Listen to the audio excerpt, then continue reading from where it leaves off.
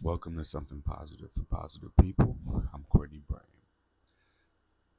I want to do a little bit of different intro, and I think that's just no intro at all, to be completely honest. um, I'm reflecting on what this has been over the last. God, it's been 8 years that I've been podcasting consistently, too, with the exception of a few weeks of this year, and those times where I thought that I needed to be doing something else, and then I tried something else and felt the pull back to the core of what something positive is and has been. And this has really just been about and for people living with herpes. And I apologize for the shifts that I've tried to make between trying to detach the personalization from my experience and take that out of something positive for positive people and put that into self, my the men's emotional wellness platform that I attempted to create. And the intentions behind that weren't my own, they weren't pure. um, it, it wasn't something that I should have done. And looking back on that time that I was running self, like, I was burning myself out. I was exhausting myself and my resources, and I had the capacity because I'm built like that, to be completely honest. But I think as it relates to stigma as a whole, the way that I look at it is fragmented identity, and I've known who I am. I've known what I'm here to do. That's transmuting stigma into healing, and specifically herpes stigma on the surface. And once that comes to my bubble, like from people who have herpes, like when we get together and we start to talk and we start to trade experiences and I start to learn more about people, that's where the other self stigmas come up. That's where we start to explore identity. That's where we start to look at who a person is and who they're not. And I myself have allowed for my own identity to become fragmented. I began to fragment myself from the Something Positive for Positive People podcast host and nonprofit founder and yoga teacher. And I tried to separate Courtney from all of that. And man, I recognize the fear behind that. The fear that comes from, all right, I'm gonna be vulnerable. I'm gonna be real, the real kind of vulnerable. I would be very resistant to dating anyone who like found me through my podcast. And the resistance there comes from a place of being afraid that people will listen to the podcast and feel like they know me and then become what it is that they think I want. Because I mean, this is like real. This is what I do. This is an expression of who I am.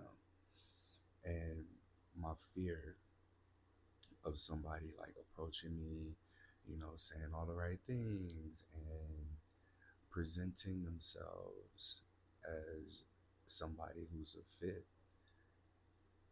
for the kind of relationship that or relationships that I've wanted or whatever, but just to become somebody that they're not in order to get whatever it is they want from me.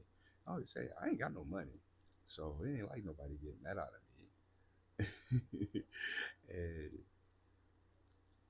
I found myself in a couple of situations where like that boundary, that barrier that I put up for myself has warranted new kinds of experiences. And I say this that I'm sorting through this as I'm saying it. And the reason that I think that it's important for me to address this is because I want to bring that vulnerability back. I want to bring that transparency back. And I want to do so with more transformed boundaries, because there, have been positive interactions that I've had with people who've somehow adjacently met me through the podcast, but also like the ones that made it through my own boundaries that I put up for myself, like who passed the boundaries check, if I can even call them boundaries, really, right? I think there were more rules, like I won't engage with or be with or date, anybody who especially like listens to the podcast, finds a podcast, and is like, "Oh my God, this was the worst experience that I had having herpes," and I supported them like from this dark place, because I am aware of I am aware of power dynamics in the sense of if somebody comes to me and they're like low, and me being a man, me being an attractive man to women who maybe are newly diagnosed, like that can be seen as very predatory. And I've been very selective in if I meet someone through the podcast or over social media, be cautious about that. But it's happened like enough times over the years now, especially looking back on past relationships and talking about them, where with other people, where I see that doesn't really like that doesn't hold for me. That fear doesn't make sense, because even with the rules that I've put in place for myself, like it still happens. I'm not saying that. I hate how this is coming out because it's so raw and unprocessed, but it feels important to name, because and just naming the intention here is that I am getting back to being more sharing about personal experiences as well, because I think that is the essence of something positive. Like me being open and vulnerable does invite the openness and vulnerability of podcast guests. And lately it's been really difficult for me to get podcast guests because I have been trying to maintain a certain level of professionalism, especially over the last 2 years that I was in my relationship. And I was taking a lot of critique, for lack of better words, from my ex partner, about how I did things, and a lot of how I made adjustments were according to her, and out of respect for the relationship, like not sharing too much of what my experiences were. I was just like speaking to, hey, I'm in a relationship, yay, and this is it. And it's unfortunate that the relationship didn't work out, and I was left confused. I was left very confused, from the relationship, and I've been very mindful of speaking about it or how I speak about it. And unfortunately, it's come to my attention that there have been a lot of negative things said about me. Some of these things have enough, there's been a lack of context enough for people to have treated me differently. And it does make me a little bit sad. Um, but I the way that I look at it is, if people don't care to pick up the other 66% of the story, because there's three sides to every story. There's my side, your side, and the truth.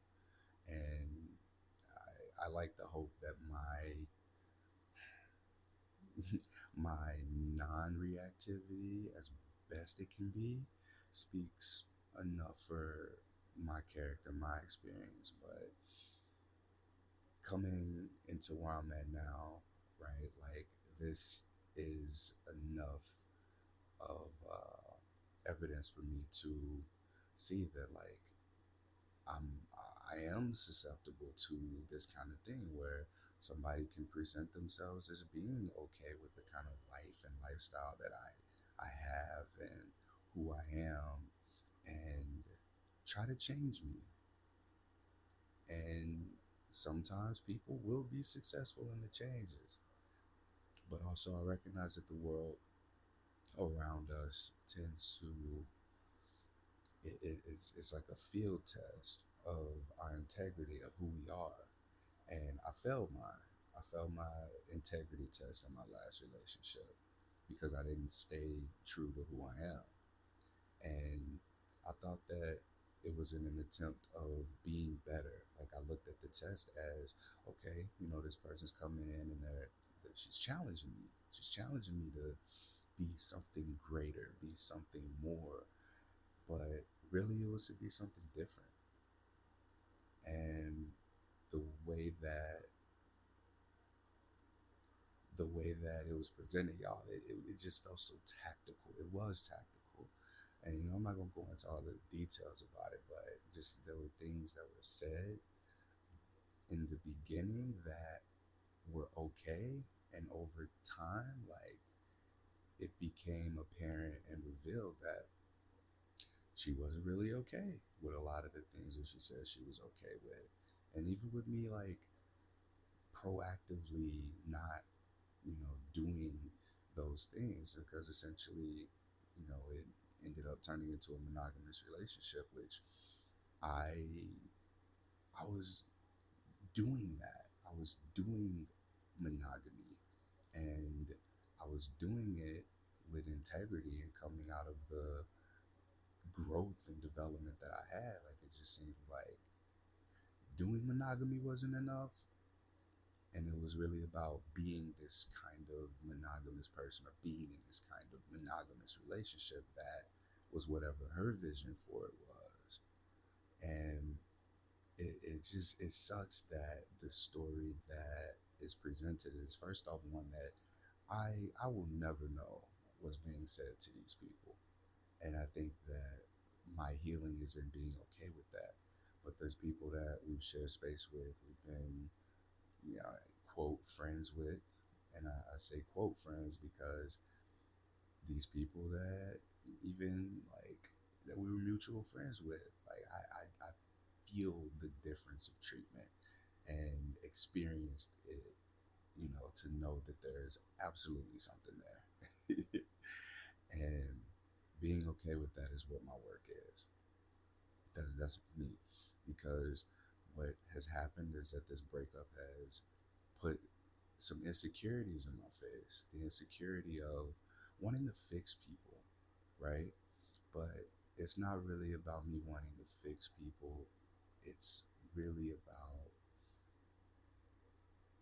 what what is it that's broken in me to need to fix other people, or need to fix someone, right? And I've taken accountability from day one of, hey, like, here is how I could have been better. If I would have done this thing, then things would have been different, right? But ultimately, none of that matters because my integrity was compromised. I chose to compromise my integrity. And I compromised it in a variety of ways by not sticking to, I should have put my foot down at the first signs of changing how I run my business or how I interact with people through something positive for positive people. And I've gotten enough feedback over the last 6 months now to recognize that, yeah, I did change. And something else that's frustrating is just, like, how I hear or have heard that I've been talked about publicly on social media, especially after saying, the worst thing that can happen to me is for somebody that I'm in a relationship with to, if it ends, or even if we together still, to go out into the world and just like talk shit about me. And that's what has happened. Is funny because the thing that we fear sometimes is still what happens. And like I've been blocked, so I don't see everything. There have been times where like stuff's popped up, and I've just been like, "Oh, okay, I'm curious. Let me check this out. Let me check out this podcast episode she's done, or let me somebody will share something with me that and give me like just a heads up. Here's what's being said." And my reputation, Courtney, something positive for positive people, like that is what this is an expression of who I am. And so for somebody who's also in the same career field to be saying whatever it is that they're saying about me, like I can't defend myself. And also like I ain't gotta defend nothing. There have been times where I tried to record so many podcast episodes and like I caught myself just like defending myself or speaking to, the relationship to some degree. And it never felt right. It never felt right for me to say the things that I was saying. And partially was because I didn't want to become content, because that's what it seemed like. It seemed like it got to a point where anything that I like said or did could produce content, from her end, or like some type of disagreement or whatever. But looking back, what I did was change, and it wasn't just me changing in the relationship. It was me changing in my career. It was me changing in my passion. You know what I'm saying? And I have so many good memories of the relationship. The relationship itself was a great relationship, hands down. Like I was serious. um, and grief comes up still, right? Like when you think you're gonna spend the rest of your life with somebody, when you make all the changes that are requested of you to make, and you become this different person. Like my anchor, the last thing that I was holding on to, that was like, hold on, like now, like this is what you want me to give up? You want me to give up a 7 year relationship, connection, friendship, intimacy with somebody just because I don't even know what the reason was, but I my saving grace for coming back into who I am was just a connection to somebody that was not okay for the relationship. And this connection had been there and named from day one. And I hate the positioning of me as a person, and yeah, just I don't know what's fully being said, but I know that there's just been like a lot of negativity like directed towards me, and minimal, if any, accountability. And I have to live with that. I got to be okay with that. And not being liked by people. Oh, it feels so hard to say that. It's hard to say that because it's true. Like I do have to be okay with not being liked by people. I got to be okay with not being liked by everybody. And the test of this relationship, like the relationship wasn't a test. It was so natural for me to be in a relationship. I wrote about this. Like I wrote about what I remember about the relationship, and how, taking care of responsibilities, taking care of her, like witnessing where there were things that like I could naturally do to nurture her and make her life easier. And I did those things.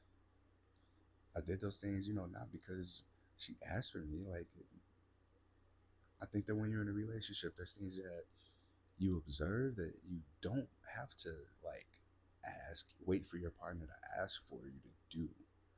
Like, you see, hey, this thing just, it's like if you see something laying on the floor, just on the floor, you can either walk past it and be like, oh, that ain't mine, not my responsibility. Oh, she'll get it. And you do it so many times, and then it's still there and it's never picked up. And you hear your partner complain about, like, oh, I gotta get that, oh, I gotta do that, right? And then you just do it and it's not a problem anymore. But the having done it, or having like moved the thing, then creates the problem of depriving that person of whatever the experience is that they need out of that by tripping over said thing that's on the floor, for them to go, oh, you know what, I tripped, I fell, here's the aftermath of that, let me pick this thing up, let me not do that anymore, rather than me doing it and then that thing ending up on the floor again and again and again, but in different ways. So, like, that's the kind of person I have been and am in relationships. Like, I'm not finna eat steak and you eating fucking store-bought ramen noodles. You know what I'm saying? So the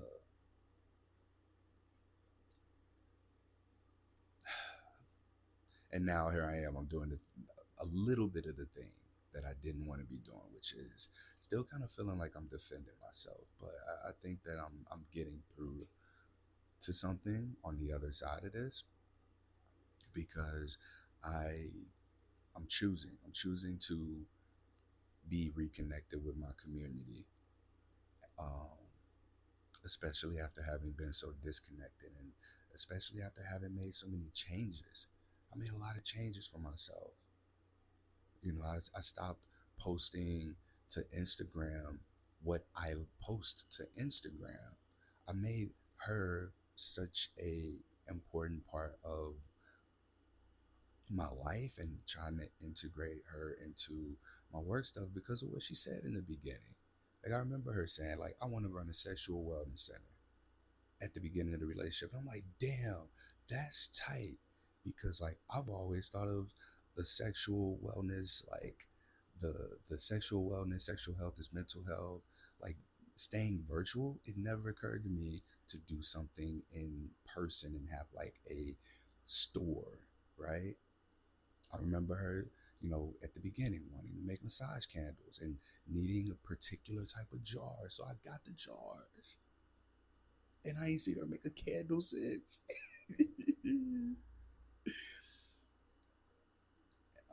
And like, I'll be damned if I like sit up here and let anybody tell me I'm not a good fucking boyfriend. Because when I give boyfriend privileges, and that's what I call them, like, everybody can't get boyfriend privileges. I give them to people have demonstrated demonstrated a worthiness of that. And to me, boyfriend privileges are like, I take you in. I take you in as like as part of me. But also I recognize not everybody wants that. Like, one of the things that infuriated me was seeing a post of my ex posted, I can't believe I spent so much time over crying over somebody who didn't do anything for our anniversary. Y'all, this one was a killer, because there was I guess I just need to go and say it, because I've been holding it in for so long. I spent $2,400 on getting this girl's car fixed. And you telling people I ain't do nothing for your anniversary? And the context around it, like, it maybe seems like there was like no thought behind it, but there was also challenges around the anniversary itself, like the date of the anniversary being significant with um, a traumatic event, a triggering event from the beginning of our relationship. And hearing her say, like, I don't want that day to be our anniversary. Like, I hate that there's so much context that is being lost from what's being said about me and about our relationship. So I guess like to some degree, like I'm coming here and venting to some end, but also like I gotta let this shit go. I gotta let this shit go. And shout out to Sedalia, the elder of the first peoples of the land. I had spiritual healing when I went to Canada, which my ex was supposed to be there with me. And so I guess this feels like much more significant now because she was supposed to be there, she wasn't, and then I go have this smudging, energy cleansing with this elder. Like I ain't never talked to her or anything outside of here. Like we sat down and shot the shit a little bit before going into the session, but I was with a colleague of mine and she got her smudging. It was smooth. I just sat there, I watched, and then it was my turn, y'all. So I get up. I'm smiling a little bit. I got my posture right, feet wide, shoulders width apart, shoulders drop. You know what I'm saying? And I'm just like, yeah, let's do this. And she's smudging me, and she gets to like my throat. This has happened before, where like I've gotten some type of healing or energy work where I'm like, my body is communicating confidence. Uh, it's communicating like the right things, I guess, like the good things. But I guess energetically, that ain't the case because someone did some work on me and she was like, yeah, when I got to your like throat, I was coughing a lot, like I was choking a lot, which means that like this is something around things that are going unsaid or not, or boundaries, or not like enforcing your boundaries. And I was like, oh, my bad. Because I also fell asleep during that session, but for the smudging, I had to stand up. And when the lady brought the eagle wings to like my neck and chest area, she was like, you hold on tight. You hold on tight. Whatever that is, you gotta let that shit go. And when she said it, I thought I knew what she meant, but something told me. I was like, nah, that ain't what she means. And I thought that, and mind you, like this has been a hard year for me. You know, like I moved in with my ex December 23rd. That was the day I moved in. And in January, like I would say about 3 weeks, it was about 3 weeks into moving in, it's like that's when I got too close and I got to see things that you can't hold up the mask long. I am a very simple person to be with, and I recognize that I love emotional intensity. We can blame it on me being a Scorpio, whatever, but I saw that there couldn't the consistent that there was inconsistency. There was a lot of inconsistency, and on her part. And for so long, I've been holding on to, like, not wanting to share anything that was negative. And I was there for the inconsistency. I was there for the different identities, for I want to make massage candles. I want to host events. I want to sell sex toys. I want to be a relationships coach. I want to get my sexuality certification. I was there for all of these shifts and changes of identity, of self. I loved all these parts of this woman. You know, when we first met, she told me, the first thing she told me, she was like, hey, I got anxiety, I'm jealous. She even told me I'm crazy. And I chose to love all of these parts of her because that's what you do. That's unconditional love. Even now, like I know she's seeing someone else and I still love her. Like I hope that she's happy. I also hope that she quit talking about me. Like, yeah, just like I hope that she lets it go. And what sucks is I remember the last conversation we had, and the last conversation that we had, was right after we did this talk together. I believe it was at towards the end of April or early May. We did a workshop together for Planned Parenthood, split the cost, and I told her, I was like, yo, I don't want to do this without you. Like, we would make a damn good team when we working together. And she told me, she was like, only contact me for work stuff. I was like, bet. So we did that. And the next day she called me. She called me. Yeah, and I ain't gonna say what was going on or share much of her personal business, but the last thing she said to me was, I love you, I miss you, and you're the only person who's always there for me. And everything after that last conversation we had is not reflective of that. It's not reflective of the last conversation that we had. I love you, I miss you, and you're the only person who is there for me. So to see how I'm like being portrayed from her experience, like I'm not gonna let this be something that dictates how I interact with people moving forward. I will say that it's gonna give me boundaries, because even after her, like, I met someone who said the same things. Oh, and even the I'm curious about polyamory. That was another thing. That is verbatim the statement. I think that that is my like red flag statement now. I'm curious about non-monogamy, curious about polyamory, because there was someone else that I met afterwards, like someone that I thought that I had a lot more rapport with, who said these same things. I'm crazy. I'm anxious. And I can get in my head and make up stories about things. I was like, oh shit, look at you being transparent, tight. I like this transparency. And because I have experience with someone saying this and then ending up in a relationship with them, I'm not going to do that here. But I'm going to trust what you're saying at face value, and we're going to have a great time together. And we did have a great time together. And then fast forward 6 weeks, and I'm like, I'm essentially, the pattern was they wanted Future, but I gave them Drake. So for those who don't know, because I think a lot of white people listen to this podcast, Future is a rapper who is known for being toxic. He is known for being the kind of person who will he's the kind of person that fuck boy. That's what y'all call him. Fuck boys. Future's a fuck boy. Whereas Drake is a lover boy. And for probably my whole life, I've been more of a Drake. I don't know where people get this Future image from. Like, I'm not somebody just out here catching bodies. Like, I like the forehead to forehead missionary.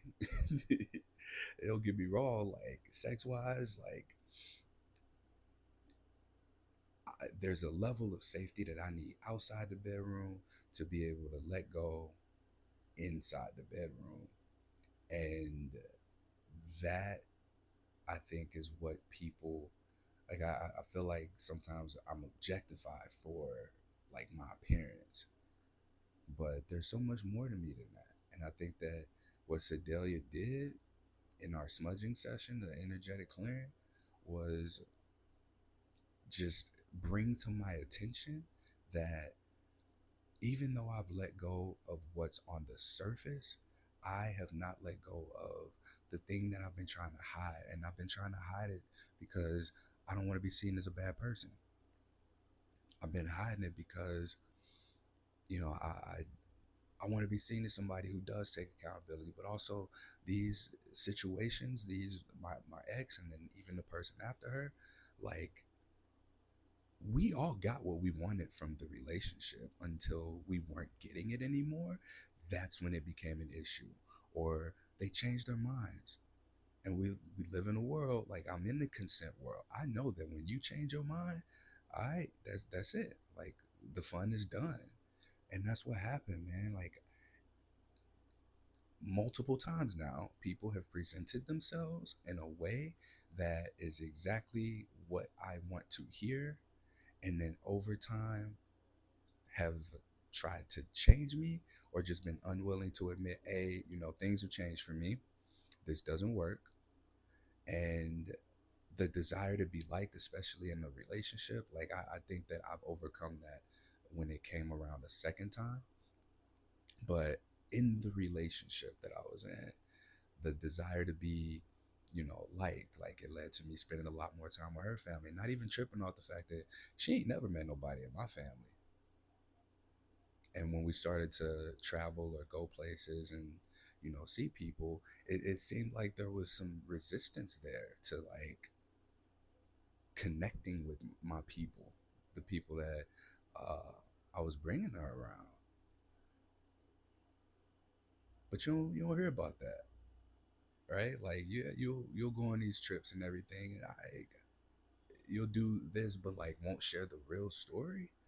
Like, come on. And I feel used, like flat out. But that doesn't mean that I don't love her. Like I can hold these two truths. Like that's even the relationship that I had, that I got into shortly after starting the podcast. I felt used in that relationship, and I have a pattern there. You know, like for her, it's been long enough now. I could talk about it. She was in nursing school, and I told her from early on, before we started to get serious, I was like, hey, poly or non-monogamy, I don't know or care what it looks like, but non-monogamy is something that I am interested in. This is important to me. She lost her shit initially, and then she was like, okay, I can do this. Here's what I need it to look like, and I need for us to go at this pace. And I was like, hell yeah, let's do that. Let's do that. And we were doing it, and throughout the relationship, like I'm holding it down like this my forever person. Again, when I'm with somebody, I bring you into my world. You become an extension of me, especially like in proximity. And I'm also learning the purpose of dating is to field test the integrity of each individual first. That's the purpose of dating. And what I've done is I take at face value, what people tell me, and then my actions align with what we've talked about. But I've not seen that consistency of actions from the people that I've chosen to be in relationships with, because I don't take that lightly. If I give somebody the title of relationship partner, girlfriend, like I think that at this point it's just about doing the things that, like, putting what we have to give into the relationship. And I put a lot, not in not into the relationship, but into the person. I remember, like, I don't give a fuck about that gender role shit. I'll cook and I'll wash my own dishes. Like I do all of that. I clean up my mess. I clean up our mess. And when she got out of nursing school, as soon as she got done, she came in the house one day and she said, "Hey," after she got a job, she's like, "Hey, I can't do this non-monogamy shit. So the ball's in your court." And I was just sitting on the couch like, all right. And that was in 2019. That was at the end of 2019, December 2019. And that was the end of that relationship. That was after a year and a half. This one, year and a half. We're like out the gate, started non-monogamous. I go, hey, I recognize that I'm unable to be present with these other relationships, and I have a history of prioritizing finding out if the person I'm with is actually okay with non-monogamy, and then that being what leads to the downfall of the relationship. So I'm going to prioritize you and our relationship. This meant ending some relationships. It meant putting the sex piece, even the intimacy piece, on pause for other relationships, for another relationship. And it wasn't a problem then. It wasn't a problem then. And I let linguistics and language and timing and things like fuck me up. Like I got such a misdirection of like what the actual problems were in the relationship, and I'm deflected. I'm looking up, symptoms of things that she's telling me about that might are going on with her. Like, and I'm learning these things. I'm learning about them. I'm learning how to love this person in all of the different directions that she may have been going, because that's what love is. That's what my love is. My love is unconditional. And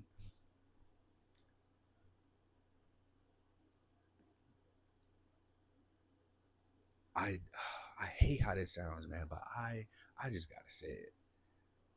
I feel like for as emotionally aware and intelligent as I am, I feel like I was emotionally manipulated. And the more I cut myself off from my something positive for positive people community and women, it's almost like there was something that if I were to talk to women about my relationship, it would have been exposed that there was some manipulation going on, or it would have been exposed that, hey, Courtney, you might want to talk to her about this, or maybe you might want to get out of that relationship. Because after the fact, when I started talking to people, I was talking to people from, her experience of what she was sharing, what she was telling me I was doing or not doing. And the more I talked about it, the more people like, Courtney, you are being real hard on yourself. Like, what was your experience? Like, what was your experience? To the point where I didn't even have an experience. It felt like I didn't have one. It took for me to really have to be by myself, away from her, away from the words that she was saying, the actions, the energy, for me to finally be able to go, oh, this was my experience from a place of presence, from a place of positivity, because it was a good relationship. Overall, my experience, if I were to give that relationship a grade, it'd be a 93. And the 7%, I think, just comes from it comes from some my own insecurities being capitalized on, and me not having boundaries. Because if I had boundaries that were clearly articulated, she would have known how to orient herself to me, and maybe she would have been able to just remain emotionally stable because she knows, okay, this is how to orient. And I will say this, when we first met, she told me she wanted Future. She didn't want Drake. She didn't use those words, but for lack of better words, she told me she wanted Future. I showed up as Drake. Like, oh shit. And the more I got to know her, from a distance, when we were long distance, I saw that consistency. I saw that stability. I saw that, like, okay, so you actually cool with this. Like, I don't need to test you. Like, let's do this relationship thing. Let's do this. And she wasn't okay with that. And now, like, I'm hearing myself be talked about, or I don't know if it's ended or not or what, but more than any other relationship, more than the marriage and divorce, man, and that shit, like, that hurts, because I was there. I supported and healed and supported the healing of and helped through a lot of things that only someone who is there every day would be able to see. So to just like shit on me and act like I ain't exist, and then just like replace my ass, like, and act like nothing happened and take no accountability, that's what I've been like looking for. And in looking for that, I gotta let that shit go. I'm not gonna get accountability. I'm not gonna get justice. I'm not gonna get people to come to me and say, "Hey, Courtney, I heard this about you, and it bothers me, and it's making me not want to work with you or recommend you or any of that. So, can you clear this up for me? Is this true?" I will never hear that from people.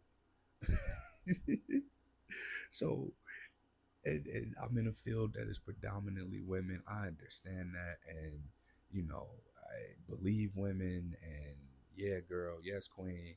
But like, to see people like who I've been the same motherfucking person over the last 7, 8 years.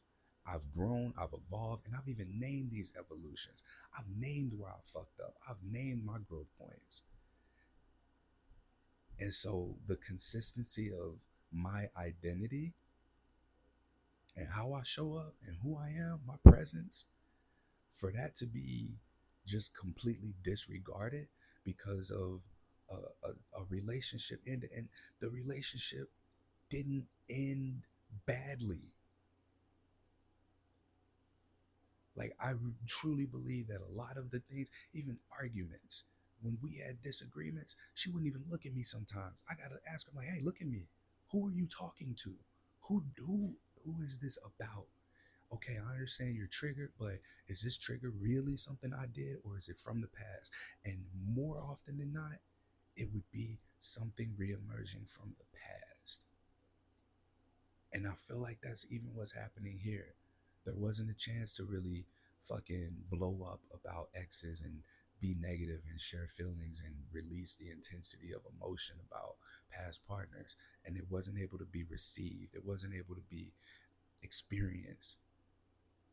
It wasn't able to be witnessed by other people.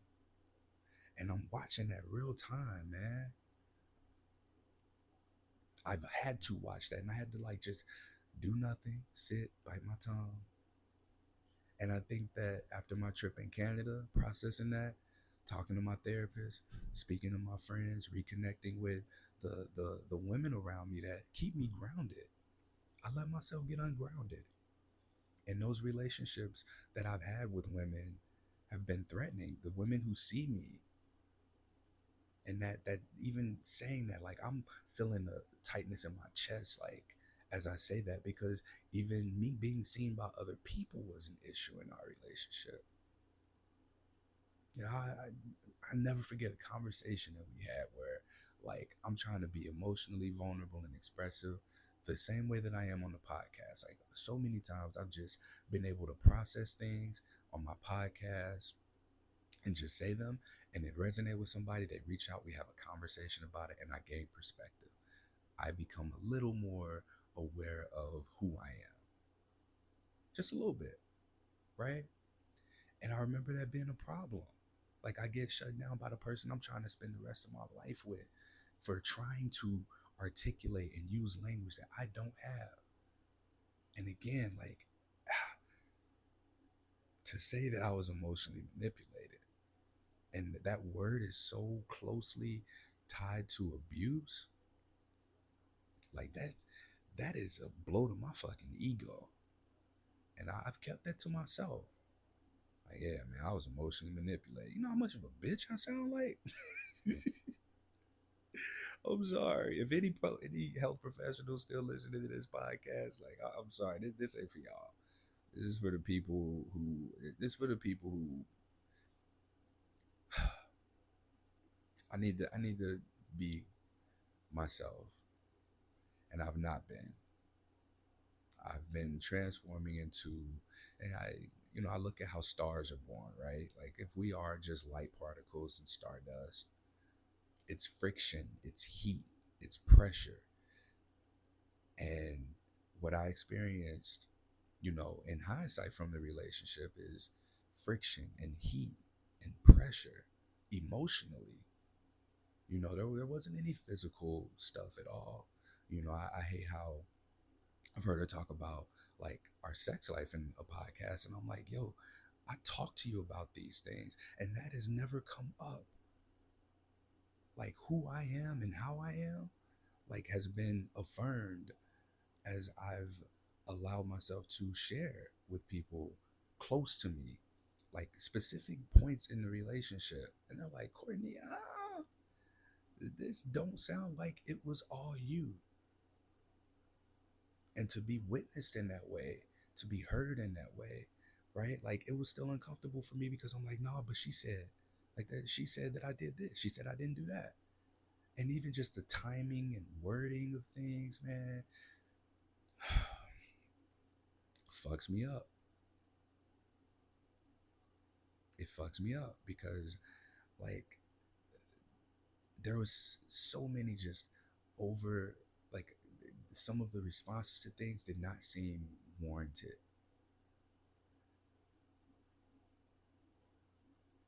And just recalling specific experiences. Like I said, 93%, 93% of the relationship was good. That's an A. That's enough for me to want to continue the relationship and work on and work through things.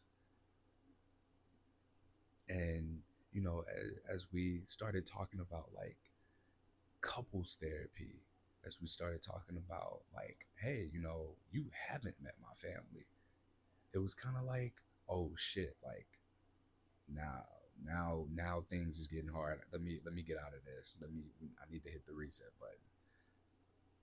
And I started to just hear things. She would tell me what I wanted to hear, but there wasn't any action behind it. And I had the action behind all my actions showed that I wanted to be there, but the words weren't there. It's just such an opposite thing. So I am confused. I'm confused as fuck. And I'm reading things on Reddit about uh mental disorders, and I caught myself going down a rabbit hole, and I'm like, yo, I cried when I read some of these posts of like, damn, is that what I experienced? I think that and I ain't gonna say this. I'm not gonna say what I think it is, but the emotional manipulation looks like something that is out of my control, that I can't heal. And I being around the family, like I didn't expect to be talked about the way that I've been talked about online, because it wasn't done with the ex, with the previous partner. And that sucks. That hurts. It hurts for real. Especially after saying, hey, this is my fear. This is a thing that if it happens, I wouldn't like that. And I had an ex, one of my like first girlfriends. Um, she had attempted suicide, and she left me like this cryptic message, and I was like, something don't feel right about this. So I made a phone call, and later found out that intervention might have been what got them to her in time to be able to save her. And I think that is an experience that I call upon, or that comes to mind when I think about like saving people. I do get messages from people that are like, I wanted to end my life. I wanted to end it all. And now like, here I am. I found this podcast. I heard this story. Like, you saved me. And I've developed an identity around that, around saving people. Like, literally, like saving lives, according to what's been said to me. And here I am, like, taking as much accountability as I can, and seeing that I'm not going to get that. I'm not going to get that. And so bringing this all back to what my fear has been, this. Like, now that the thing about it, y'all, is once you have encountered the scariest thing that you think can happen to you, the worst thing that you think can happen to you, when you come out on the other side of that, like, now what? Now what are you scared of? And I'm on the other side of that because I have still been supported. I have still been, just the universe been bringing me the things that I need. All the money that I lost, y'all, what's crazy is I I didn't know how I was gonna make it. I think I had like all of $3,000 to my name after I moved back home. But when I moved out there, like I had down payment for a house. See, she don't talk about this. Like I was looking for houses with this woman, for her and for her mom to be able to live right next to us, so we can get the planning on having a family, being a family. I was ready. I filled out the paperwork. I filled out the fucking paperwork for a house. And you telling motherfuckers I ain't get you anything for your anniversary, for our anniversary, despite you not wanting our anniversary on that day. Like, I was so adaptable. And you know what? I hate to say this, but red pill manosphere stuff has consistently said, right? Women will test you for your integrity. You cannot change and conform for the person that you're with. And I said, fuck that shit. I was like, nah, that ain't true. That ain't real. And my fear of being looked at as an asshole kept me from being respected in my relationship. So now the disrespect might be happening like retroactively online. Like that's the most disrespectful shit you can do. Like I have sent messages to people, oh my God, like that she's told me to send, because my initial response was not mean enough or wasn't like stern enough. You know, thanks but no thanks should be like good enough. Like, all right, cool, it's done. I said no. I said no in a way that I've learned to say no based on the career field that we both in. Like, we got the same terminology and knowledge. But I recognize there's so many different, like, differences in how we approach things. I'm from the Midwest. She's from the East Coast. I'm heterosexual and she's queer. I'm a man. She's a woman. There's cultural black backgrounds, right? Like, there's so many things there that I've been holding on to. And for my girl Sedelia, shout out to the elders, first peoples of the land. She brought this to my attention. And, you know, as I feel into my body, into my nervous system right now, as I'm talking about this, like, it does feel different than when I've tried to talk about it in the past, or when I've tried not to talk about it in the past. And it just like, I felt like, nah, this ain't it. This ain't it. But this feels like it. This feels like one that I can actually publish and post, because it's so like it is relevant to, and I thought it wasn't. I was like, no, this ain't relevant. Like, let me keep that shit out of here. Don't nobody need to know don't nobody give a fuck about Courtney, was kind of the story that I was telling myself. And, you know, people coming for herpes stuff, but that ain't the case, and the numbers reflect it. But also, I need to be responsible for like, I can't save everybody, but what I can do is transmute stigma into healing. The same way all the sun does is turn hydrogen to helium. And in turn, it's created a gravity from its consistency to where planets and moons have aligned themselves accordingly. It's been an appropriate alignment in orbit. So we get sunlight, we get heat, we get gravity, we get an orbit, we get a planet, we get life. And in that same way, the same way that the sun turns hydrogen to helium, Courtney's turning stigma into healing. And the stigma that I'm turning into healing is just, this is my job. For me to hold that rhythm, for me to hold that truth, for me to hold that intention, I can't let nothing come keep me from doing that. I tried to stop doing that and turn men's emotional wellness into healing, or trying to turn what I've learned into men's emotional wellness. That ain't what I do. Imagine if the sun was like, oh shit, you know, that person over there is burning. Let me move a little bit so it's not too hot for that person. Whole solar system would be fucked up. We'd have all these natural disasters, trying to orient ourselves to the abrupt change of the sun after the sun for so long just stayed in one place doing what it does. We become dependent on it, right? And when it moves, the planet's got to move. And now it's got to recalibrate. So we'll see all types of natural disasters. Hell, the planet might float off from the orbit and then, bam, just become a big ass floating ball of ice until it finds a new orbit somewhere.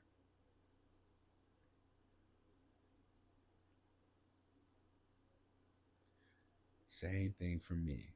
This breakup, my last relationship, and then, you know, someone that I saw after that tested my integrity.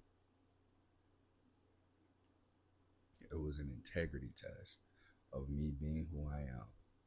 And This is me taking accountability. I did change. So it's important for me that I get back into my groove, get back into my rhythm. For 8 years, 8 years, I pumped out a weekly podcast episode. And, I let myself be in a position to say to myself, you know what? Maybe 400 podcast episodes is enough. Maybe, maybe this is enough. Maybe it's time for me to do something different. I want to start this family. Let me do things that make money. That's what I wanted. I really wanted that. It ain't that I wanted to want that shit. Like, I loved the person that I was with. I was loving the person that I was becoming. And I still love her. And that's true. Like, despite, the shit talked, despite the pain that and the aftermath of the relationship that I experienced, like, I kept that shit bottled in until very recently, where I just shared, like, I was fucking depressed. I didn't even know I was depressed. I got stuck, I got stagnant, and nothing, I wasn't able to do shit. I wasn't able to work. There were a couple of things that were lined up that I had to do. And you know what else? It hurt me for a while that I lost my home to a tornado. A tornado took my home away, and I know she knew about it. She didn't reach out to me. Like, after everything that I was there for, the way that our relationship ended was not terrible. It was not on bad terms.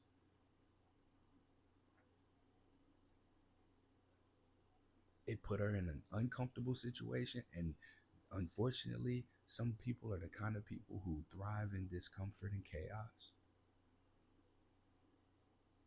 And she went from me taking care of everything. Like, I was taking care of her, but like, she broke up with me. And it's not even over anything that I did. I did what she asked me to do. And as soon as, throughout the relationship, boundaries would come up. Courtney, what are your boundaries? Courtney, what are your boundaries? And then, like, the one thing, like, which it felt like leading to, hey, I don't want you talking to this person no more. After I done cut off all these other people, after I done stopped talking to these people, I've, like, stepped back from and, eliminated a lot of, I don't know, competition or people who would have pointed out, like, hey, Courtney, this might not be healthy. Like, this is the one? No. And now the whole narrative just changed. And even then, like, I don't know that there was anything that I could have done different or could have done right, or, like, even doing what was asked of me was wrong. And I'm letting that shit go now. I'm letting go of filtering myself. I always say, like, being in love is always worth the risk of heartbreak. And I got my heart broken. I can name that. And that don't mean that I don't love her. That don't mean that I can't love her. I recognize now I can't love her and experience her presence. Apparently I don't deserve that no more. And it's okay. My therapist said something to me, man. I had him say it to me 2 more times because I wanted to actually receive that. He said, your life would not be as prosperous as it is right now if she was in it. I had a friend ask me, he was like, is your life better right now that she's not in it than when she was in it? And I hate the answer to that question, because it's yes. It is. But I had fun. Like, me and her had fun. We had a lot of fun together. And we loved each other. And I know, despite what she said, there was a lot of healing that took place in that relationship. And I hope that she can remember it, because I know one of the things that trauma does is, like, we block shit out. And I'm not. I'm feeling all that shit. I'm feeling the arguments. I remember there were times where I had to leave, despite, abandonment fears that she had. And I also remember her coming and being like, hey, I was wrong. I apologize. And that made me feel like, yes, progress. Yes, closer. Like, let's do this. We doing this. This is what a fucking relationship is. And that shit had me hype. I felt like I had superpowers. I felt like I could run two nonprofits, be in yoga therapy school, pay the majority of the bills, still work my genital exams job, still host events and support her in what her endeavors were, regardless of what they were. Even vlog, like I supported her through all the things that she wanted to do. Oh my God.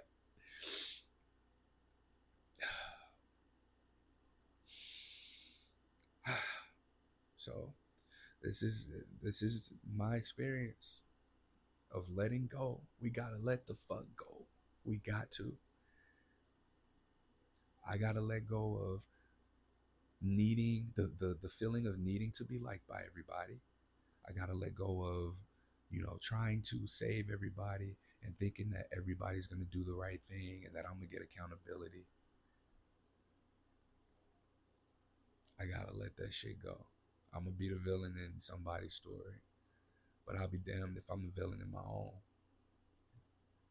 And my own insecurities of not being liked, or my insecurity of being used, my fear of somebody like coming along and presenting me with the like, oh, Courtney, I like these things too.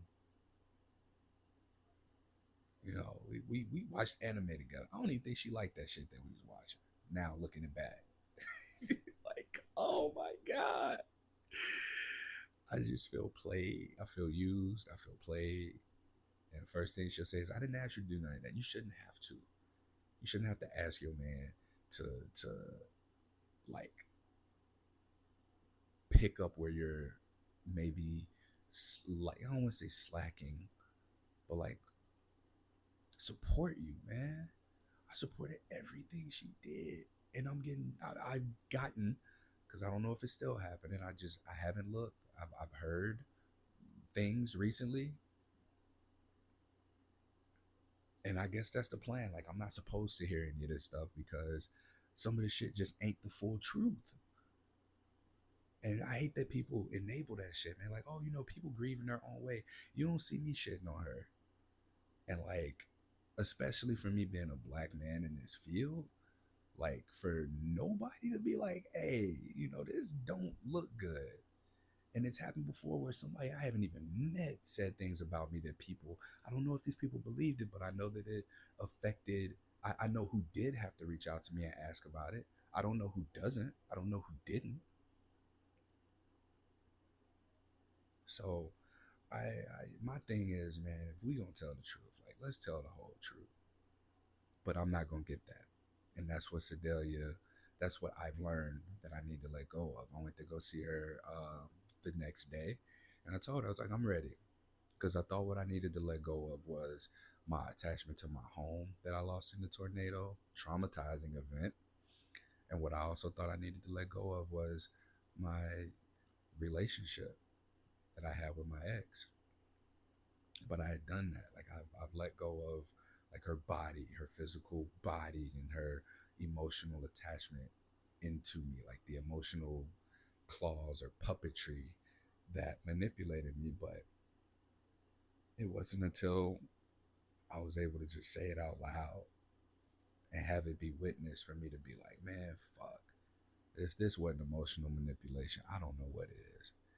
And I've marketed myself as this emotional wellness practitioner, as somebody that is emotionally intelligent,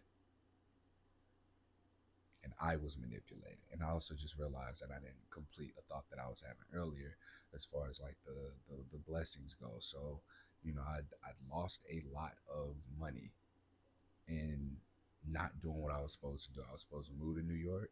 I was called to it. I was supposed to be busting my ass here and working, and it didn't happen. or it didn't happen. I moved to New Jersey. I spent like $6,000 to move into my own place in New Jersey. When I moved to New York just now, I just had to pay rent, pay $1,000, and I was paying rent for a place that I was not really at when I was in New Jersey because that's what she wanted. She was like, "Hey, I think we should live separate for a while." All right, cool. Paying for us to go like on little dates, like just going out to eat, like pop ups, and inviting her family out. Like it, I was a good ass boyfriend, taking care of the car, like taking care of the cats. Come on, bruh. Come on, Courtney. Oh my god. And I'll be damned if I sit over here and let myself grieve and be sad. Somebody called me out the other day. She was like, Courtney, when you gonna stop posting all this sad boy shit? I was like, man, listen, the last, when I was in Canada, she was supposed to be there with me. She was supposed to be there with me. And even when we broke up, she told me she was still going. She was like, oh, I'm still going. I'm going to make it work. Nope. More of just like telling me shit that I wanted to hear. And the action's not lining up. So, yeah. One thing about Courtney is I don't make the same exact mistake twice. You know, but I can't live off like verbal promises. And right now I have the healthiest relationships around me. I have the best relationship that I've had with my family. I get to see that modeled in the people who are close to me, and that was one of the things that I thought. I was like, damn, I love this. I love this woman for these things. I love the relationship that she has with her family. I love that she didn't talk shit about her ex online, like when we got together. I love how she carried herself. I love that she thought for herself. I love that she was so independently thinking. I love that she seemed to know who she was. And even in those moments of pivots and changing things, like I was supportive in that. Like there were no changes and pivots until I feel like I got there and gave her the freedom to do that. Like, okay, I don't want to do this anymore. I also don't want to do this anymore. I also don't want to do this anymore. Right? To be able to eliminate things, just like in the relationship. For me, I was like, okay, I don't need to have as many of the partners as I have because I won't have the capacity for it. And for her, it was just like the things that she was doing. I loved watching her be passionate. I loved watching her, do these events. I like watching her cut the music on and make her candles. I loved how excited she got whenever she had a coaching call.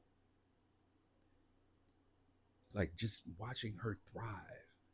Like I got compersion from that. And man, I just feel like in hindsight, like she secretly hated me, man. And I've had exes who have told me, "Hey, I'm jealous that you found the thing that you're supposed to do, and I don't know what mine is." And it's like, well, let's learn from each other. Let's explore that shit. Well, everybody ain't built like that. That's not what everybody wants. And I'm letting go. I'm letting go of that shit because I got people who need me. And I'm not doing what I do because people need me. I'm doing what I'm doing because this is just what I do. Transforming stigma into healing. And whatever comes out of that, if relationships are born because someone now has learned the STARS method of disclosure, or they've been able to find statistics that the person they presented to are comfortable enough with, and they go on to a relationship and get married and have kids if that's what they want, or if they just want to be with somebody and travel the world together, or just have like a simple life. These are the things that can be born out of me transmuting stigma into healing, for people to be at a place where they're comfortable enough themselves to be able to put themselves out there. Put yourself out there. We're individual atoms looking to form molecules with somebody. And I don't think anybody who's listening to this is not looking to form a relationship with somebody. Because I mean, that's really, the stigma piece is about community and how we connect with people, because that's what the healing is. And there's so much of my own insecurities that come from stigma, like fragmenting myself into these different like aspects of self, past version of self, future version of self, everything but a present version of me. I've been all these things except that. And I think that that's where that me being depressed came from. Whenever I stopped doing something positive for positive people, I recognized in my life, there's a lot more resistance there. I burn out fast. I remember when I was doing all these grant applications, I was burning the fuck out because I was trying to be able to get enough money to be able to just do this, to just do the podcast, to be able to host these support groups, to be able to put events on so we can get together in person.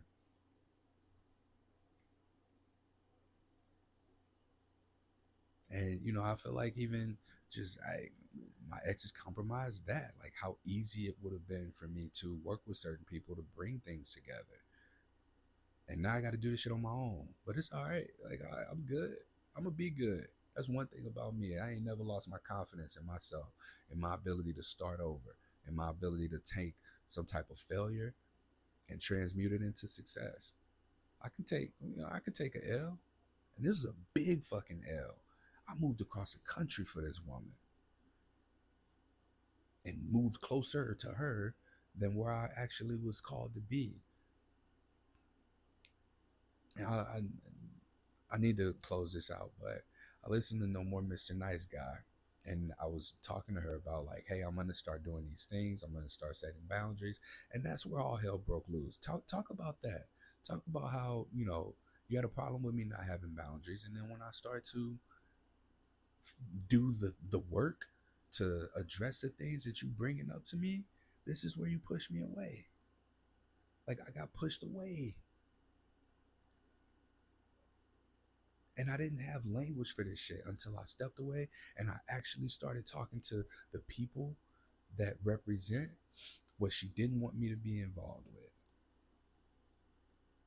So my life is good. My life's good right now. And I felt so guilty, man. I felt guilty for how good my life has been. And it's been difficult for me to receive. I have deeper relationships with people that weren't in my life for a while. I'm establishing new connections and relationships with people that have wanted to be closer to me that I just haven't let. And all I can do, man, is just I receive the love and give to people who want to receive it. And stop trying to force my love on people who don't want it. Stop trying to shift my I'm trying to use the sun analogy again, but like trying not to shift my heat in a way that cools somebody else off, or try and like shift my rotation as the sun so that you can get a little bit more light.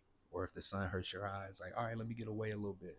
So maybe, you know, you don't have too much light so you can see better. The minute the sun start trying to change for one person, individual, whatever, that's when shit hit the fan. And what I need to be looking for in partners, or like somebody who's gonna be here full time, is that kind of support. Like she told me she hated what I do. The thing that she loved about me the most in the beginning, she was like, I just love how happy you are. And then at the end of the relationship, like telling me, like, why are you so happy all the time? Like I just, you so positive all the time. And it's like, dude, I thought this was what you liked. It's like I was dating somebody. I remember one of my exes. She asked me something, and I did the thing. We talked about it, and then she said it again. I remember just asking. I looked her dead in the face. I was like, hey, yeah, because I have family members with mental health stuff. I was like, yo, are you bipolar? Because I remember also seeing like some medication. She just looked like a deer in the headlights. So why'd you say that? I was like, I'm just asking. And then that was like the end of the conversation. And then shortly after that, we broke up. So like, I have done a good job of not bringing my past trauma and experiences in relationships in the future to be like bringing up mental health shit or like making any kind of assumptions. But it feels familiar in that it ain't got shit to do with me. And when we got close, that's when that relationship ended. Then the relationship ends, and as I go through the process of moving on, all hell breaks loose. And now I'm seeing that again and again and again. And it scared me. It scared me that I'm as open and vulnerable about my life on here. So that's why I haven't been sharing my personal experiences. That's why I haven't wanted to share the successes. Like it's so much easier for me to just share and like stay in that negative and stay humble because I felt like, yeah, if I were to talk about how good my life is, my ex is gonna take that shit and turn it into a YouTube series. She's gonna take that shit and turn it into a post to our mutual shared communities, and I'm gonna just get shitted on. And whenever we post shit, like I get DMs for stuff that I post, and it turns into more like deep or intimate conversations where, yeah, there is the opportunity, I'm sure, for more elaboration or more of a story to be told that probably ain't got shit to do with me. Again, like there would be arguments we have, and I'm like, yo, who are you talking to? Who are you talking from? Like, are you here with me right now? Are you present with me right now? Are you able to look at me? I had to tell her, look at me, not whoever planted this seed of trauma in you, because I was fucking present. I don't give a fuck what she said. I was present for that relationship. And I loved every fucking part of her. And I love intensely. And that's why this breakup hit so hard. And the hardest thing that I had to do was do nothing. And that's been what got me through. Talked to her, talked to her dad. And I was like, hey, I'm hearing like I hate you, I love you. Why aren't you trying? Leave me alone. Like, what do I do? What do I do? He told me, he said, the best thing you can do is leave her alone. And I've left her alone since. And I've been having to just fight the demons of, they ain't demons. What that nigga say? Benny the Butcher got a song. He said, I had to slay dragons. I thought I was fighting demons. Ooh. Oh, man. That's what this feels like. My insecurities ain't no fucking demons. These is dragons. I'm talking House of Dragons, dragons. And I'm over. I just got brass knuckles. And it ain't me versus her. It's not. It never is. It's me versus me. And when I had this spiritual experience, there was a little bit more to it. But just speaking to the letting go process, man, my inner child, it was my inner child that the story for me, if you've listened to this for a while, you know that my grandmother, my father's mom, I've heard stories, after she passed, that she fought for me, to be born, because my mom's parents wanted her to get an abortion. She's 17 and pregnant, right? Rightfully on the table. But hearing that and learning that about myself, I think that I know that it made me feel like I needed to prove that I deserved to be here. And that's why we have something positive for positive people. That's why we have nice guy Courtney. That's why, and I don't even think I'm like a nice guy. Yes, I am. Textbook. No boundaries, like putting everybody else's needs first. And I've been struggling. I've had people, Courtney, what do you want? What can I do for you? And it has been so vulnerable of me to like ask for what I want. But more vulnerable than that has been to say I don't know.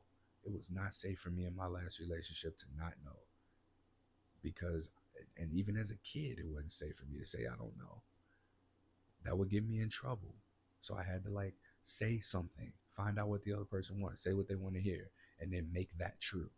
My behaviors, it's like in this book, Psycho-Cybernetics by Dr. Maxwell Moss. He said human beings, the thing that we do is we don't make right or wrong decisions. We make decisions and then we make them right. We follow up the choice with actions. And that's what I did. That's what I did. That's what I know to do. And I made a choice to prove my grandma right. Like, grandma, yeah, I'm gonna be the best thing that you supported and brought into this world because you loved me when I wasn't here. Patricia Ann Johnson. Her funeral was on my 12th or 13th birthday. Damn, I can't remember no more. I think she died in 2000. So November 10th would have been November 10th in 2000. I got to do this the old fashioned way. 89, 91, 92, 93, 94, 95, 96, 97, 98, 99. 12th birthday. My grandmother died on or her funeral was on my 12th birthday. And I've been holding on to that. I've been holding on to needing to prove her, to tell her thank you. I will never get to tell my grandmother thank you and look what I become. And that spiritual experience, like my ex even, she fucking listened. She was so tactical. She got me something representative of my relationship with my grandmother.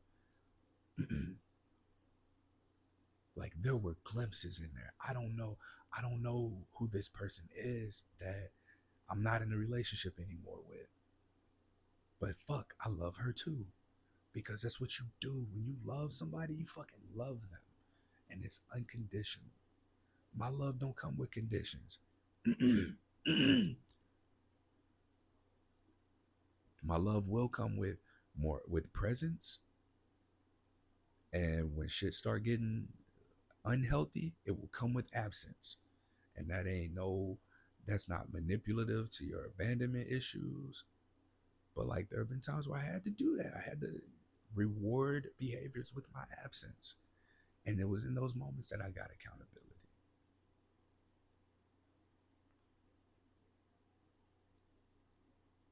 But I'll never forget her for getting that gift for me. And I think one of the straws that broke the camel's back for that recognition that I was depressed was when I went back to my house after the tornado and I couldn't go in to find that fucking Pokemon card that my ex got me. That was what the last memory that I had of my grandmother. She got me that. I don't know what she had to do to get it. I don't care what she had to do to get it, but she got that motherfucker for me. And that was so heartfelt for me. Like, even now, like, my eyes watering as I think about that. Like, that's who I was in a relationship with for most of the relationship. And there were just like seemingly episodes of this intense dysregulation and identity change or identity confusion. But I was there. I was there for all of it. And I would have been there for the rest of my life for it. Because when I make a fucking choice, that's what I do.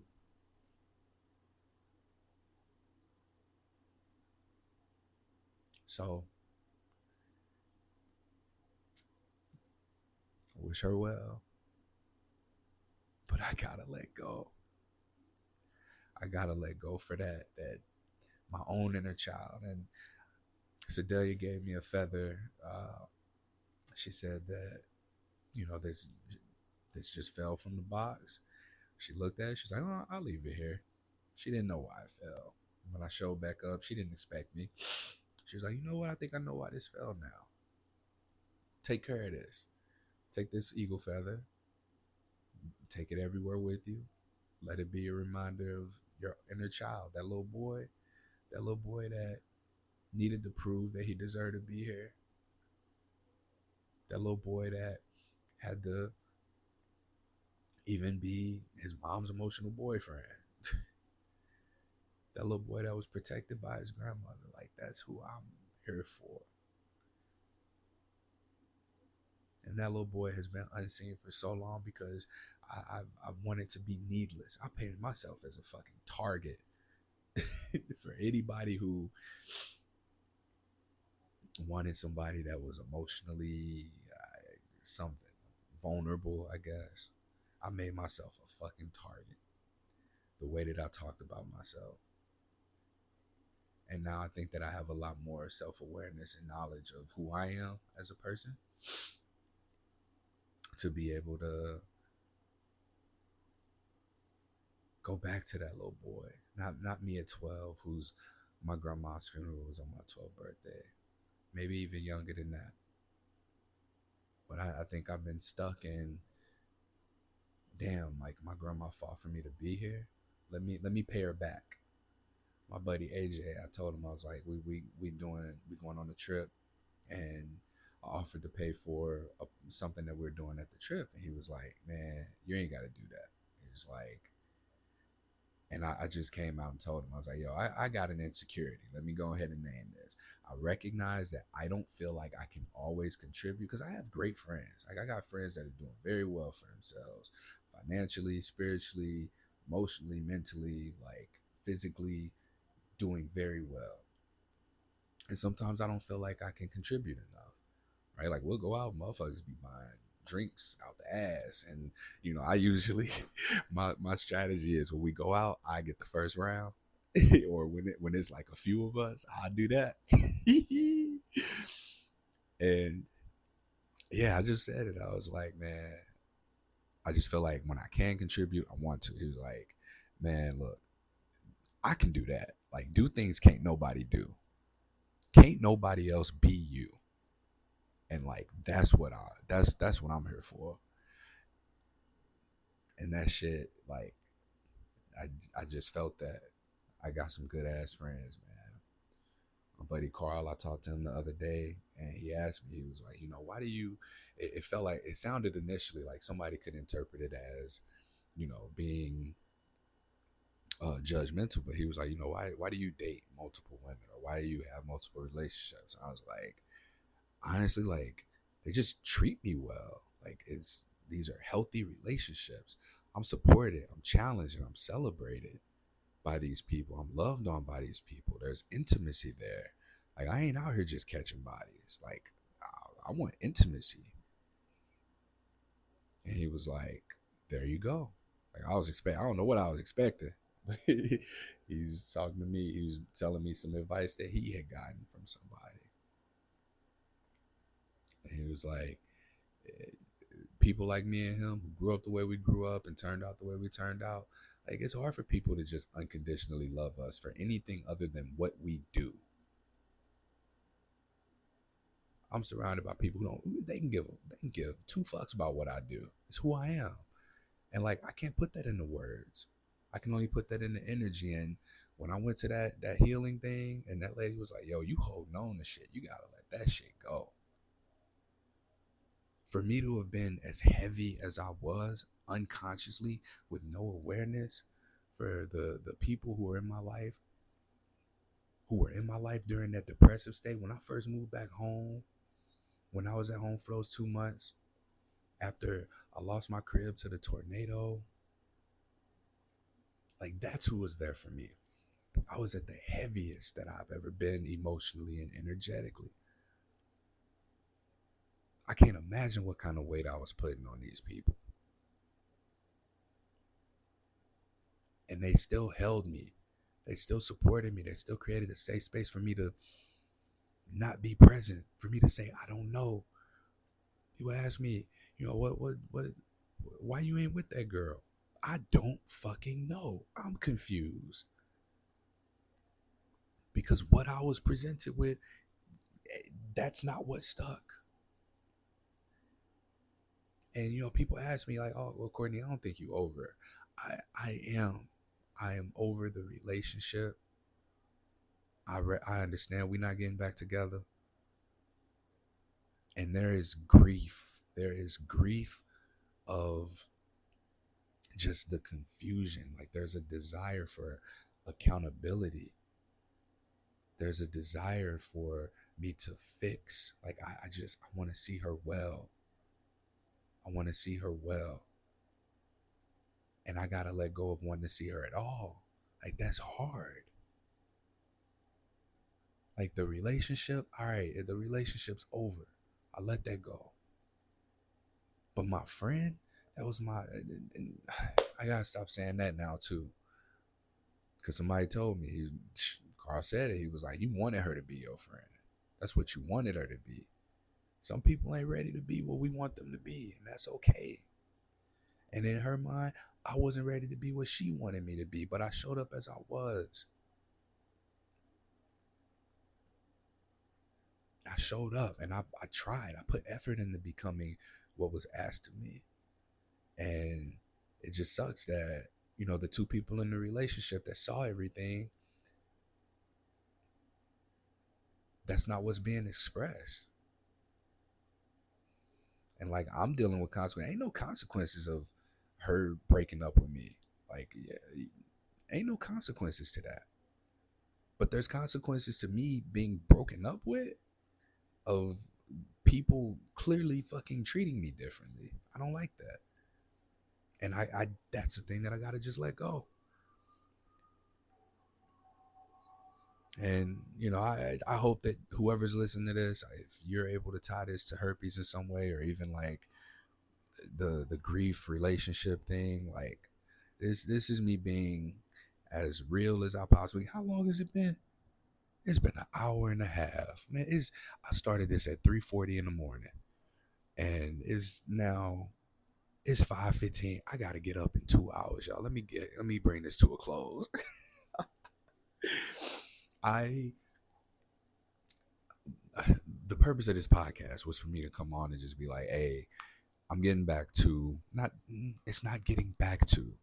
It's expressing that fear of somebody like hearing me be vulnerable, hearing me share my experiences, and think to themselves, "Ooh, if I want him or if I want something from him, all I got to do is this, and I'll get it." Please don't do that to me. I'm vulnerable. I think I'm in a good place where I have like a solid support system around me, to where I got accountability and a team of people that ain't gonna just let that happen. So I feel good in that. But I just gotta name that. I've been scared, y'all. I've been acting from a place of fear that if I do share what's really going on with me, like it'll be bad if it's not sad. Like I'm supposed to be sad. I'm supposed to be hurt because this is who I was supposed to spend the rest of my life with. And I don't know if she still checks in on me and sees things. The person that I've known her to be, she would. But also, like, if she's moved on, then she cutting off all ties, and there are no feelings for anything, anybody else, and that's what she focused on. So with that being the case, maybe not. So she might never hear this. So um or she might. I can't give a fuck. I gotta let go. And I also gotta be mindful too of, like, anybody that I might work with in the future, y'all.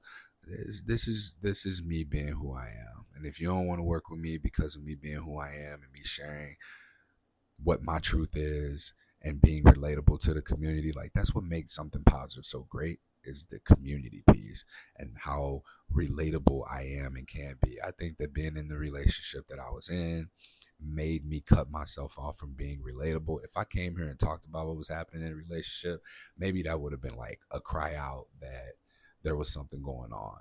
But I'm out of it, and I'm seeing my therapist. I'm talking to my friends. I'm experiencing healthy relationship dynamics, and I'm stable. I'm in a home. I'm not bouncing around. I'm not displaced. I'm working. I go to work in 2 hours.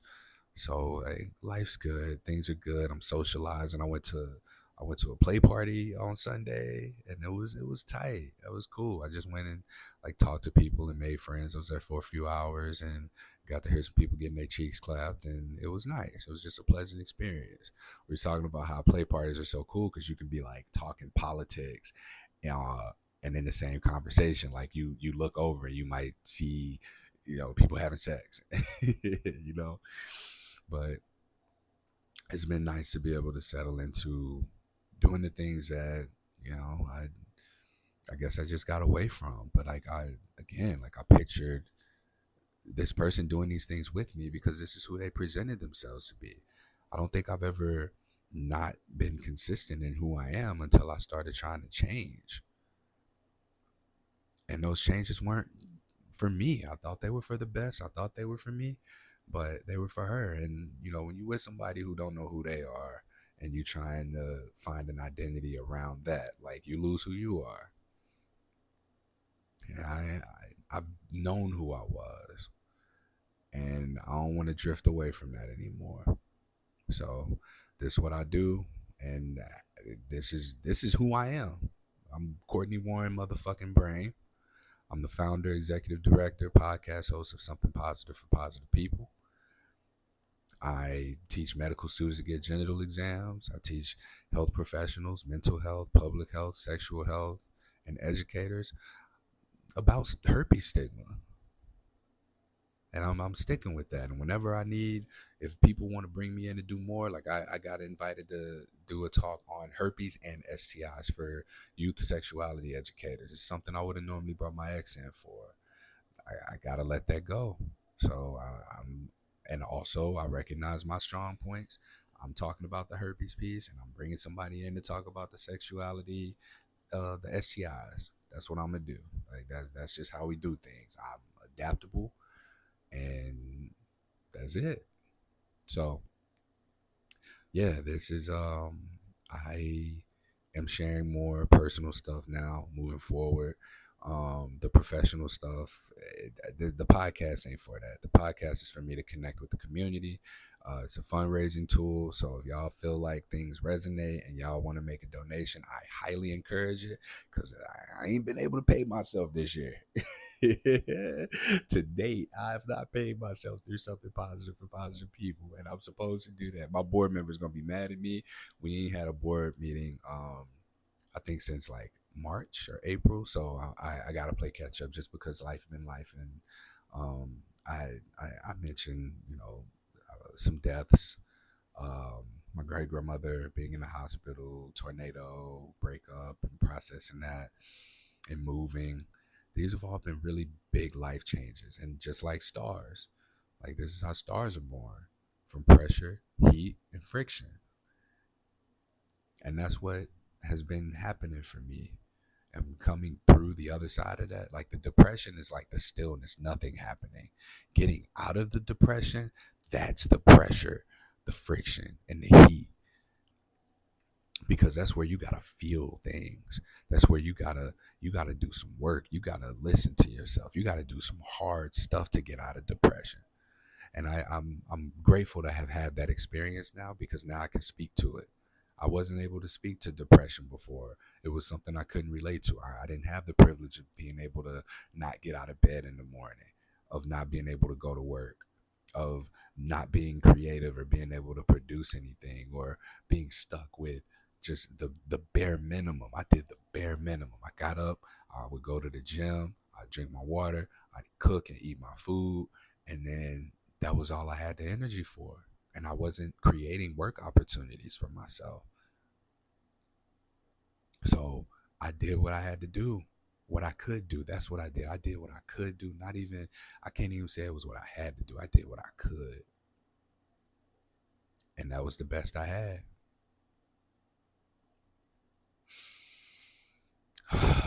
It feels really good to release this from myself. I welcome any feedback. If this is something that's been relatable to you, feel free to. You can email me. You can DM me if you follow me on Instagram. However you want to connect.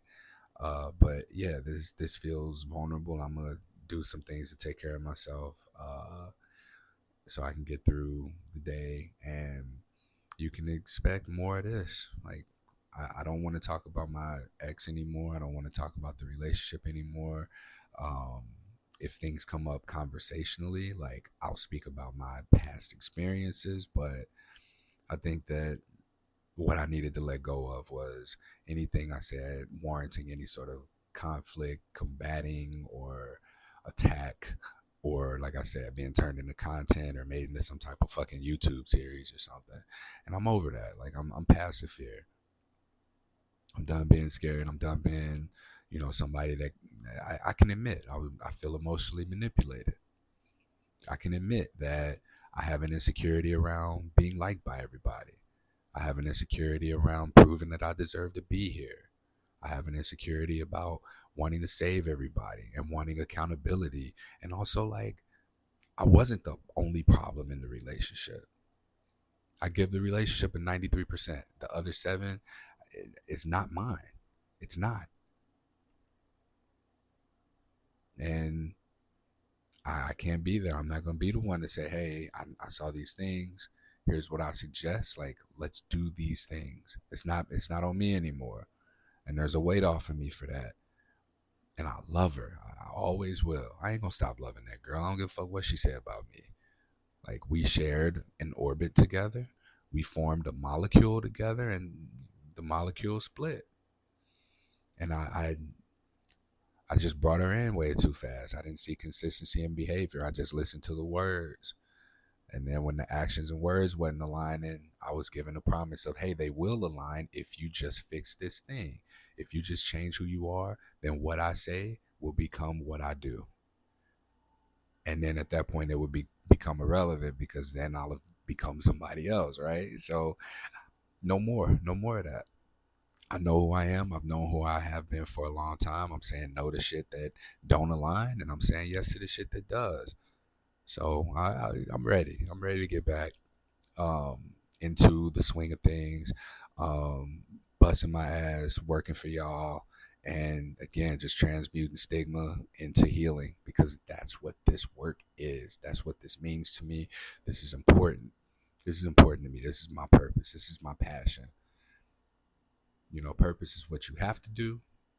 Passion is what you want to do. And this is a choice. It's a choice, and it's also like a soul calling. Like I feel it in my nervous system when things align. I talk about the forward response, right? That feeling you get in fight or flight.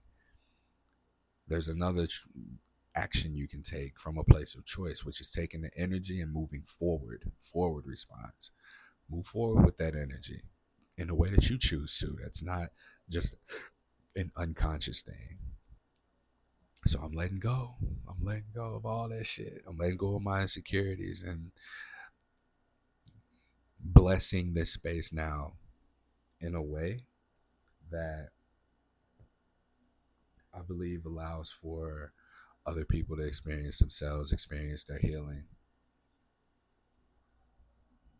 Yeah. Yeah. We ooh, my mouth touched the mic. We letting go.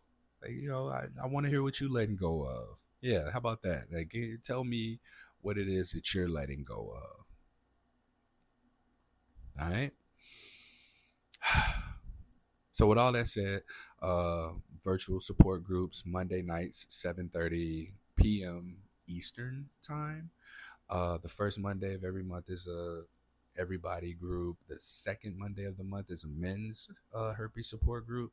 Um, the third and fourth Monday, these are gonna be ones where you have to donate to attend. Um, the free ones are open to everybody, and I think that what I need to do is to be able to consistently deliver a greater quality of like a quality based support where we can talk and cover everything for everybody, the questions that they have or the support that they want. So those two at the end of the month, these are going to be paid. So you're either a regular donor and you giving something, or you can drop in and make a donation. But these will be ones where people got to be vetted for, because what happens sometimes is with the free support groups, people come one time, they dump their shit, and then you never hear from them again. So I want to protect this space in a way that feels good for everybody. So if you listen to me interview people on a podcast, I mean, that's basically what you get out of the support group is just the sharing, the reciprocity, and the curiosity of experiences. Like we just go back and forth sharing that and talking to each other. All right. And then what else is there? Yeah, if you go to the events tab on the site, you'll see that there's some upcoming stuff virtually and in person. I'll be at Sex Down South September 4th through 7th. I'm hosting a herpes hangout where we get to just shoot the shit about herpes and have a discussion. It's a long block, so I'll try and break it up in a way that people are able to make it to other things that they might want to attend, but also still be able to get a good quality amount of time from something positive for positive people and the community when we get to Sex Down South. It'll be Saturday morning. I think it started at like 8:45. I was like, damn, bro, you giving me the whole morning block, ain't you? But shout out to Marla, shout out to Tia from Sex Down South for letting me have that space. Like I really appreciate that, being able to facilitate that. And then I have the Midwest Love Fest in Indianapolis, November 7th through 9th, the day before my birthday. My birthday's on the 10th. I'll be there. I'll be doing the same thing, hosting a herpes hangout. There's going to be workshops. It's going to be good opportunity to meet people, socialize, and you might meet somebody and fall in love or something. So come through if you can. Yeah, I'm picking up some hobbies. I'm going to a Zouk class tonight. Well, tonight, as in the time of this recording, going to a Zouk class, which is some type of dance. I got to do more research on it before I get there because I don't want to be one of them appropriating ass motherfuckers. Um, and then I'm back in my yoga. I'm connecting with and networking with people who apparently don't hate me in the sex education field. Um, and yeah, like life is good on the other side of that depressive state that I was in. I don't want to let that happen no more. Like I ain't letting my anchors, I ain't kicking my anchors to the curb no more. And I'm just appreciative of the people around me. I ain't got to name them. If you're listening, you know who you are. And I just appreciate your consistency in my life and ongoing support, challenge, and celebration. Yeah, get ready to see a present me because I ain't been myself for a minute. And so now, like, yeah, we get into a place of being positive. I can't run an organization called something positive for positive people and not be a positive person myself. Last thing I'll say too, y'all apply for a job. It's an interim CEO position. I think it would be a great experience. I think it would offer a lot of wonderful resources as well. But the CEO of the American Sexual Health Association is stepping down, and they're looking for an interim CEO.